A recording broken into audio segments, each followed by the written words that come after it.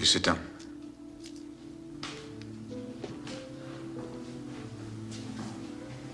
Ellis Boyd Redding. Your files say you've served 40 years of a life sentence.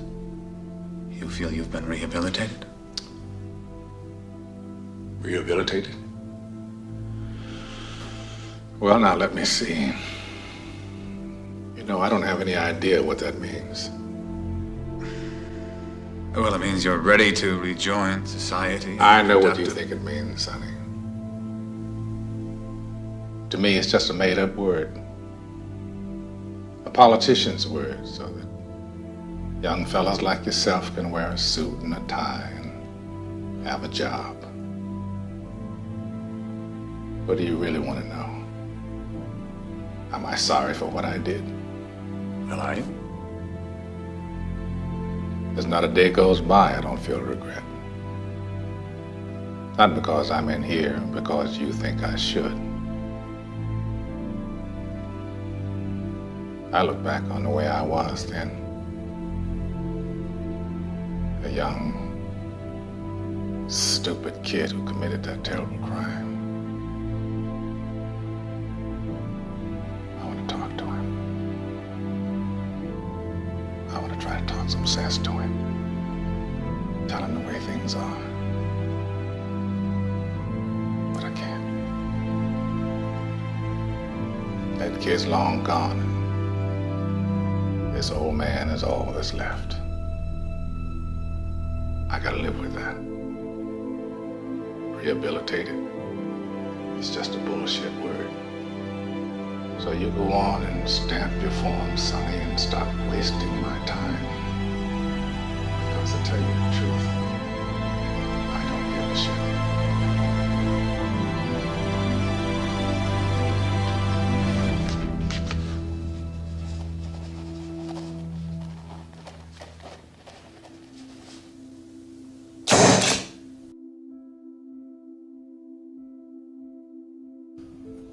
I found you a fighter, and you made her the best fighter she could be. I killed her. Don't say that. Maggie walked through that door with nothing but guts. No chance in the world of being what she needed to be. A year and a half later, she's fighting for the championship of the world. You did that. People die every day, Frankie. Mopping floors, washing dishes. You know what their last thought is? I never got my shot. Because of you, Maggie got her shot. If she dies today, you know what her last thought would be? I think I did all right.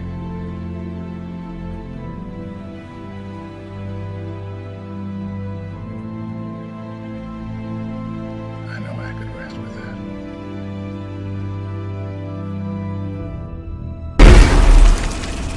For primitive beings like us, life seems to have only one single purpose: gaining time. And it is going through time seems to be also the only real purpose of each of the cells in our bodies. To achieve that aim, the mass of the cells that make up earthworms and human beings has only two solutions: be immortal or to reproduce. If its habitat is not sufficiently favorable or nurturing,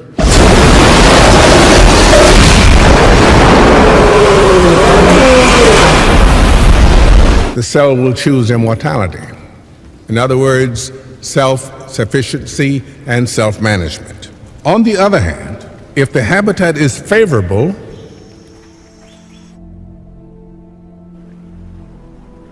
they will choose to reproduce.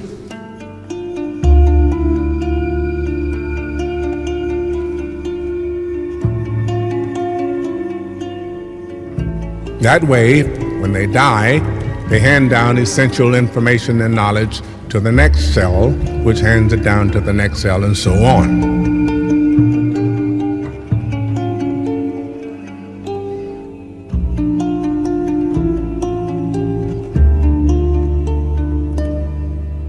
Thus, knowledge and learning are handed down through time.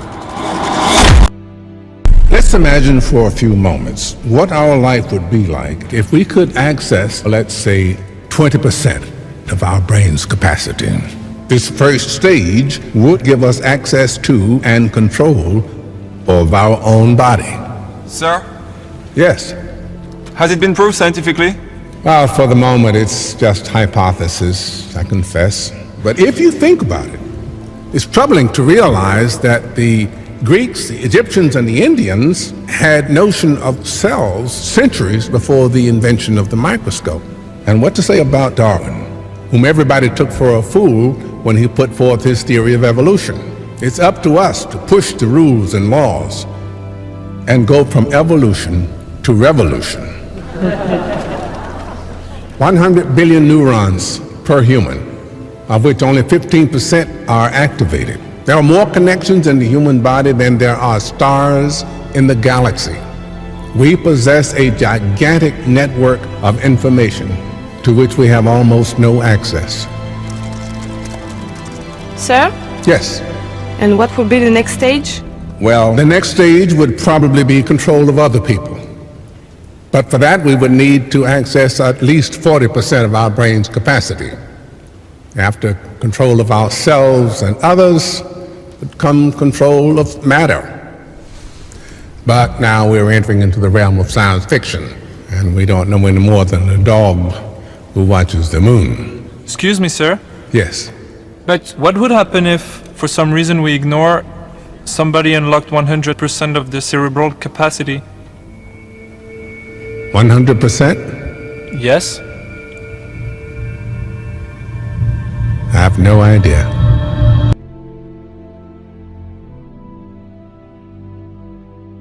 There's a few things, about 3 things to my account that I need each day.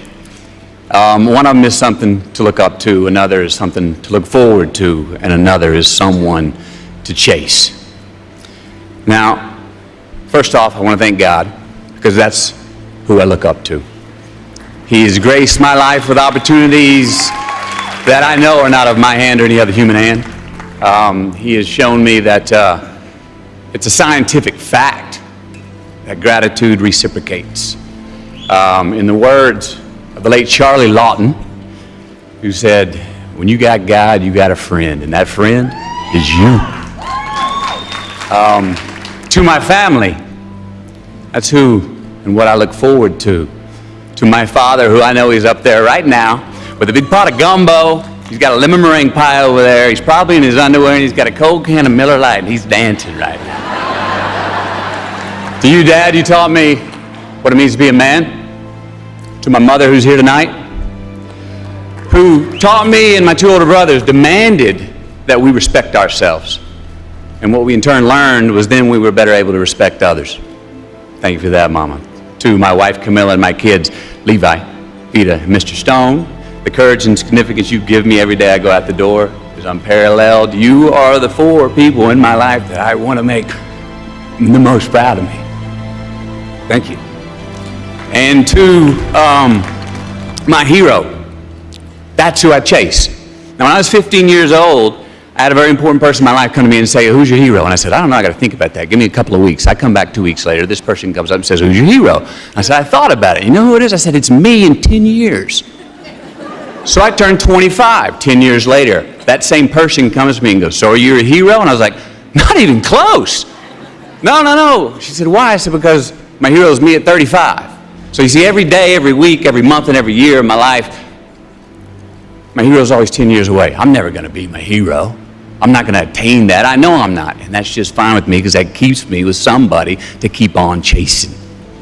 So to any of us, whatever those things are, whatever it is we look up to, whatever it is we look forward to, and whoever it is we're chasing, to that I say amen.